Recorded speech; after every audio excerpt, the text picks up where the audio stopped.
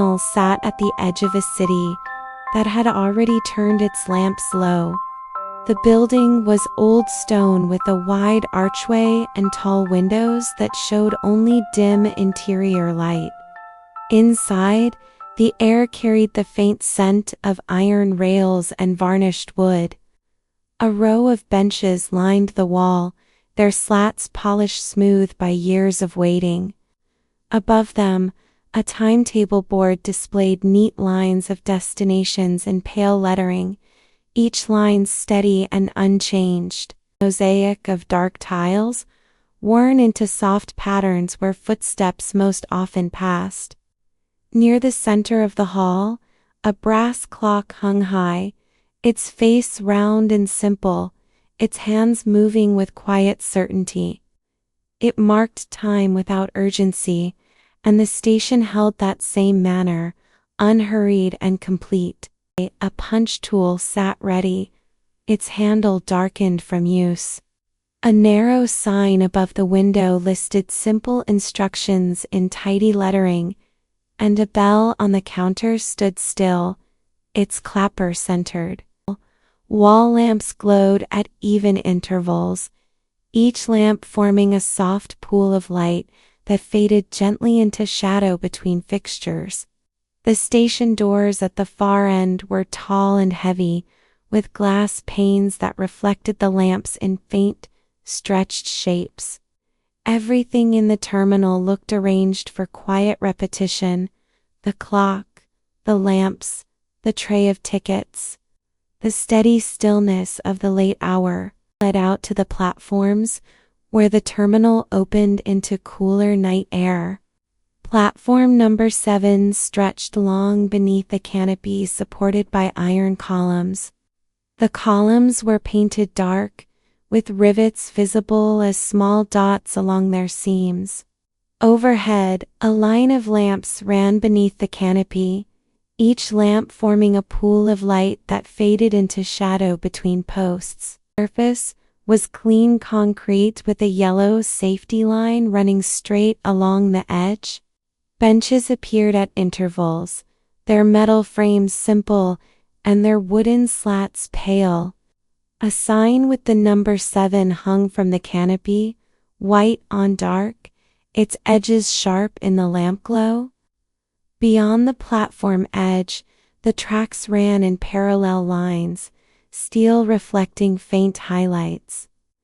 Gravel between sleepers reduced to a soft, textured darkness. Without a loud announcement, it approached as a low vibration first, then as a soft metallic hum that grew clearer. Headlights appeared as two pale circles, then widened into a gentle glow that revealed the front of the engine. The engine carried a classic shape with rounded edges, dark paint, and a clean emblem at its center. It rolled in with measured precision, brakes whispering rather than squealing. Followed, windows lit in calm rectangles that move along the platform like traveling frames. The train slowed to a smooth stop, aligning doors with the platform marks as if guided by an invisible ruler.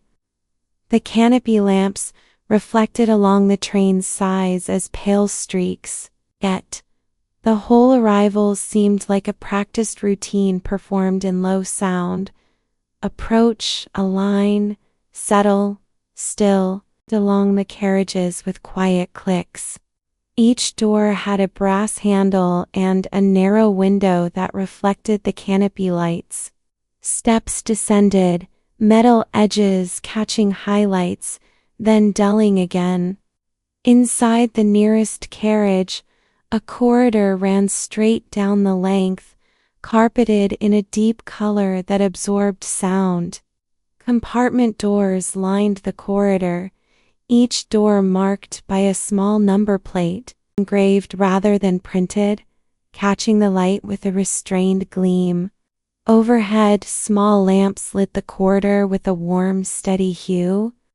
At the carriage ends, glass panels framed the connections between cars, showing the next corridor as a soft continuation.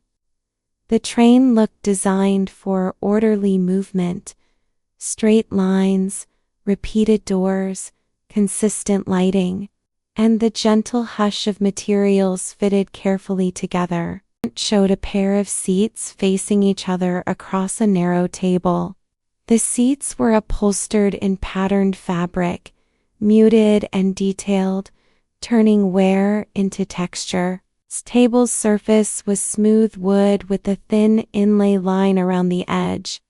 A small reading lamp was fixed to the wall above the window, its shade angled downward. On the table, a folded map lay beside a simple booklet listing stops, times, and platform numbers. It was clean, showing the platform lamps as soft reflections layered over the dark yard beyond. A curtain hung to one side, heavy and neatly pleated, ready to slide along its rail. Under the window, a narrow vent ran in a straight line, its grille a repeating pattern. The compartment carried an air of careful arrangement, as though every object had been placed with quiet intention. A conductor moved with practiced steadiness. The uniform was dark, buttons aligned, cap brim straight. A ticket punch hung on a short chain, and a small notebook rested in a breast pocket. The conductor checked a door latch, pressed a hand lightly against a panel, and then glanced down the corridor to the next compartment, patient but unhurried, repeated in the same order. Step, glance, check, nod, move on. At the carriage end, the conductor paused beside a small cabinet that held signal flags and a lantern, all stored neatly. The corridor lights reflected faintly on polished metal details, then softened as the conductor passed. Footsteps remained quiet on the carpet, and the train held its calm order in every repeated action, with a soft pull rather than a jolt. The platform lamps began to drift backward in the window reflections. Slow at first, then a little faster, then settling into a steady glide. The canopy columns passed in rhythmic intervals, dark lines between pools of light.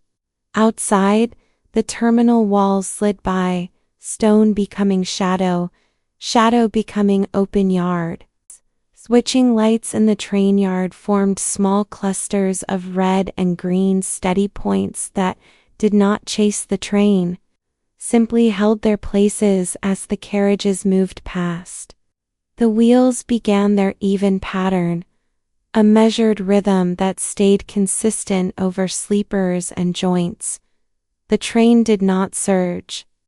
It found its pace and kept it, as though the schedule were a quiet agreement rather than a demand. Edge, the track ran straight through low industrial lots and quiet warehouses. Occasional lamps stood beside service roads, their light falling in small circles on gravel. Fences passed in long lines, posts repeating at equal distances. A water tower appeared briefly as a dark cylinder against a darker sky, then moved behind, a steady pace, neither slow nor fast, simply consistent. Inside, corridor lights remained the same warm hue, and compartment lamps stayed dim unless switched on. The carriage gently swayed with subtle track variations, a side-to-side motion that repeated without surprise. The window view shifted from yard to open lots to small stands of trees, all passing in smooth succession, never hurried, never delayed. The dining car offered its own quiet order. Tables were set with plain white cloths, edges squared, corners tucked. Small lamps sat at the center of each table, shades cream-colored, light restrained. Cutlery rested in neat alignment, and glasses caught tiny points of reflection. Chairs were padded and matched, placed evenly, moved slowly between tables, adjusting a napkin fold, straightening a menu, then stepping on. Near one window, a small vase held dried reeds, pale and still.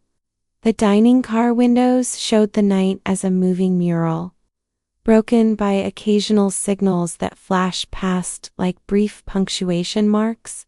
When the train crossed a junction, the cutlery made a faint clink, and everything returned to stillness immediately, as if the car were designed to absorb motion and leave only order behind.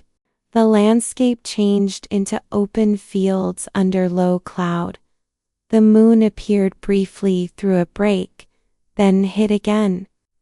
Fence lines continued, now less industrial, more like boundaries between dark, wide spaces. A lone farmhouse light appeared as a small warm square, then drifted behind. Trees formed clusters, their shapes merging into a single dark mass, until a passing signal light revealed the edge of a trunk, then returned it to shadow, or surged. It crossed the fields with the same steady tempo, keeping the night view moving like a slow scroll. In the distance, a line of hills rose as a gentle silhouette. The rails held their parallel shine where lamps and signals offered momentary highlights, then faded back into darkness, appeared at intervals, each one a quiet note of light and structure. A platform, a shelter, a sign with a town name, a lamp near a bench. The train slowed slightly, just enough to acknowledge the station's presence, then continued without stopping. The sign letters were visible for a moment, white on dark, then moved past. Sometimes a bicycle leaned against a railing beneath the shelter. A stack of crates sat at one end of the platform, edges squared, tarpaulin folded neatly on top. A timetable poster clung to a wall under glass, its lines too small to read from this distance, yet clearly arranged. The station lamps cast reflections on the carriage windows as passing rectangles of light. Then the station fell behind, and the train returned to open darkness with the same measured pace. A short passage connected spaces. Rubber seals and heavy doors kept the air still, and the floor changed from carpet to textured metal, then back to carpet. A small window in the connecting door showed the next carriage's warm lighting like a framed picture.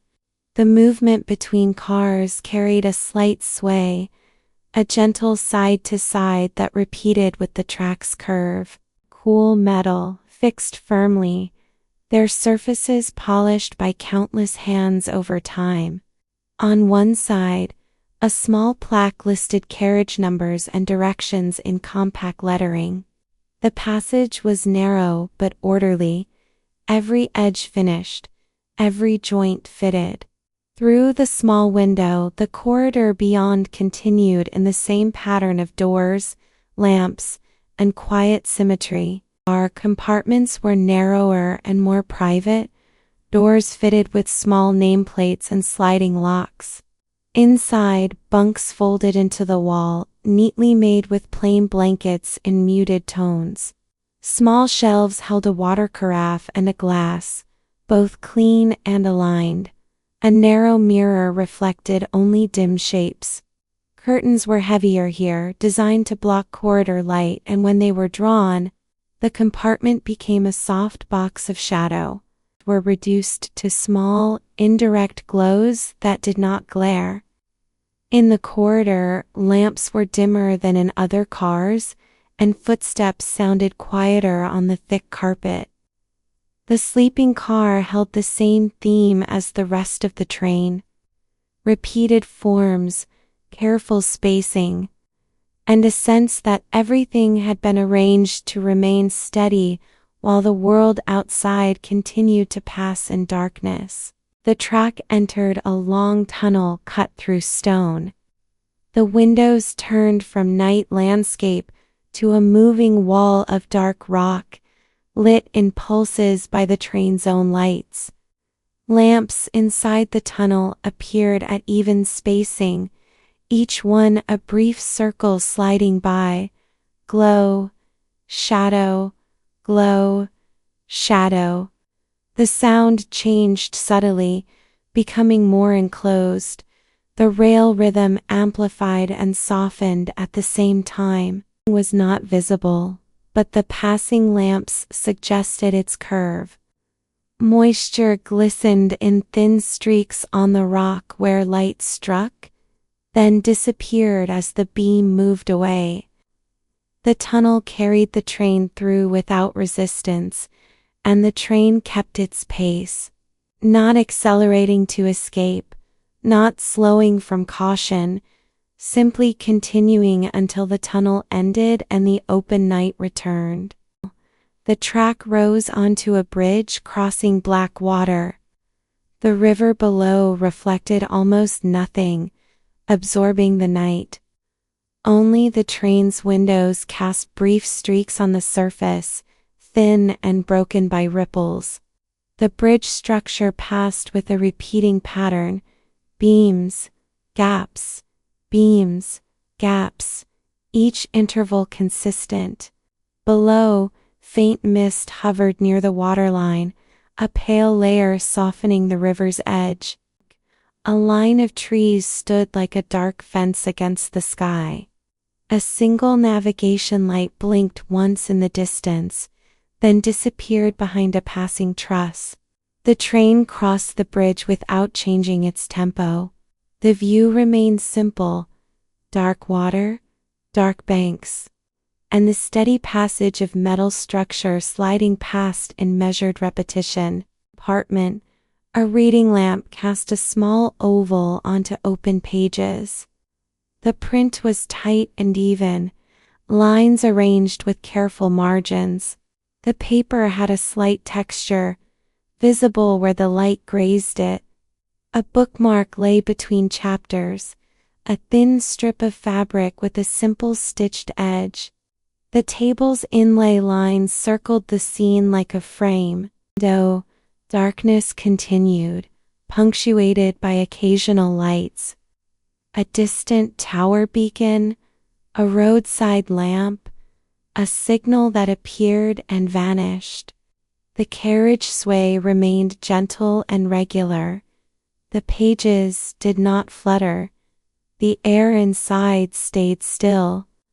The lamplight remained constant, and the printed lines held their quiet order, matching the train's steady rhythm as it moved through the night without haste.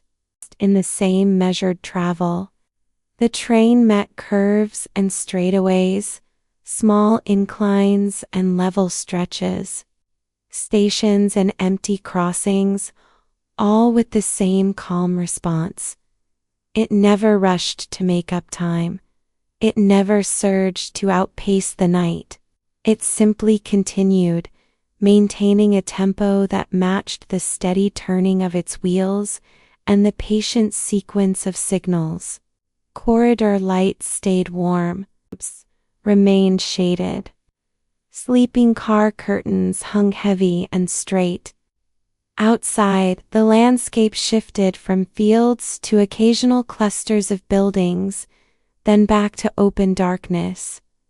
Each change arrived gradually and left gradually, like scenes sliding past a window frame. The train held its balance in all of it, a long moving line that carried order through the night with unbroken consistency.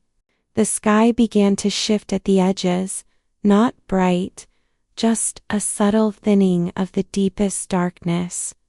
Stars remained, but the background behind them turned slightly lighter, as if a new layer of color were being applied slowly.